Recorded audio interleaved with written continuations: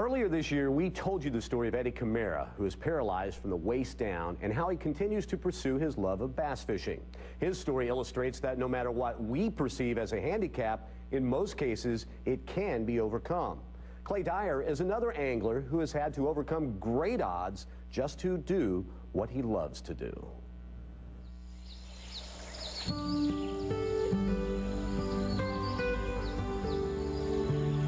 In the heat of an Alabama morning, a line is cast from a fishing rod. A line that drops into the waters of Lake Guntersville again and again. I love fishing. I start smiling and laughing. I think, yeah, all you people that said I was crazy and stuff, and I think, yeah, look how happy I am. I'm doing something I love to do. I'm living a dream. 27-year-old Clay Dyer is a professional bass fisherman. He's never won a major bass fishing title. And in 2 years on the FLW circuit, he has yet to make the second-day cut. Yet Clay might be the most admired man in fishing. I've never met anybody that had as sharp a mind as he has, or that has the heart and the love and the passion for fishing that Clay has. So go ahead. Take a good long look at him. He's used to it by now. For reasons that doctors still don't understand, Clay Dyer was born with neither a left leg nor a right leg, without a left arm, and with only a small appendage on his right shoulder. What was it like for you that first time you looked at him? Well, I think they caught me before I hit the floor. I almost passed out. What was Clay's birth like for you? Disappointing. How so?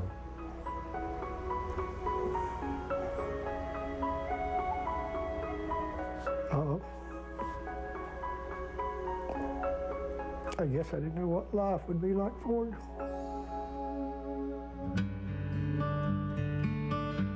But nothing could hold back the exuberant Clay, who learned to do everything from throwing a frisbee to swinging a baseball bat, even playing basketball with his older brother. From the get-go, he was his own person. He didn't need any motivation. He always figured out a way to succeed. What would kids ask you when you were young about your condition? Same things they ask me now. How'd you get like that? How'd you lose your arms and legs? Or most of them come up and say, hey, you ain't got any arms and legs. And I'm like, no, really? He was still just a boy of 9 when he spent 20 minutes landing this 26-pound catfish. Fishing became Clay's passion, and he was determined to do it just like any other angler. Why didn't you want to use special equipment? Because I never wanted anybody to treat me special. I've never treated myself special. I wanted to do everything in life that everybody else does and do it the way they do it. I wanted to do it with one hand the way they do it with two. When he goes fishing, Clay casts by tucking the rod underneath his jaw and whipping the rod around with a quick left-to-right twist. Then, placing the rod under his chin like a concert violinist, he reels in his catch. Come here, baby. Thank you, Lord. Who's your daddy, baby? He uses his teeth to unhook fish and change lures, and ties knots with his tongue. You've seen people tie a cherry stem with their tongue before. He'll lay the bait on his arm, thread the line through the eye, and ties it with his mouth, and then he'll pull it down tight with his arm. And there you go. But during practice and competition, it gets hot on the lake, and his body's small size makes it impossible for Clay to sweat enough to stay cool. So when he overheats, Clay must take a quick swim. And with a little help, he gets back in the boat.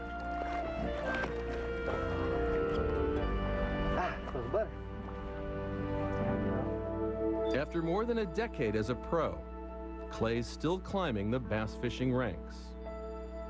He fishes at the level just below the top pro tours in the country. I mean, that's just amazing that a kid with that many limitations can play at that high of a level. It's a mid-June dawn as Clay prepares himself for day one of this FLW season's final tournament in Lynette, Alabama. The two-man boats roar across the fog-shrouded lake, and the competition is on. All right, time to go get ugly.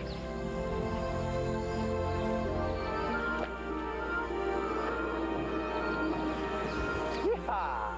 Thank you, Lord. After the end of day one, Clay is in position to make the first cut of his career on the FLW circuit.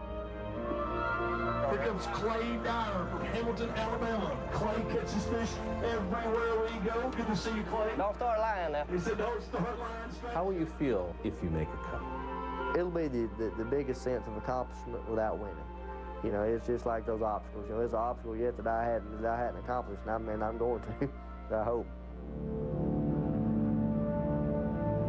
I do better when the pressure's on. But on his third cast of day two, Clay sees his line snarl on a tree branch, and he loses precious casting time trying to free it. Moments later, Clay just misses landing a big one. Come here, baby. In a full day's work on the lake, Clay can only catch a single fish. Oh, boy.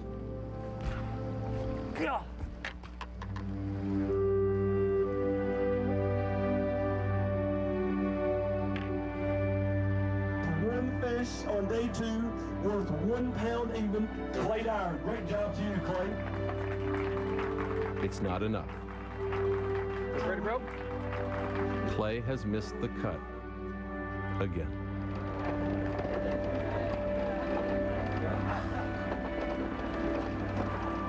When he doesn't make it, I mean, your heart goes out to him because, man, you'd like to see him do it one time. One time. What will it be like for you when he does make the cut? It'll be really exciting. Oh.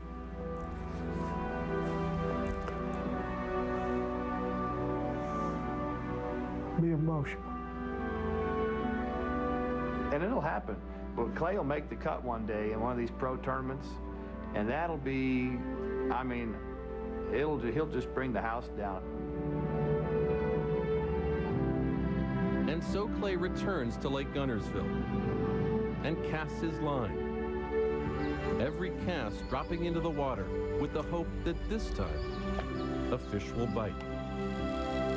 And why not? The power of Clay's hope can already be seen on the faces of those who love him best. What do you wish you could give him? The obvious answer would maybe be, a set of arms and legs. He doesn't want that.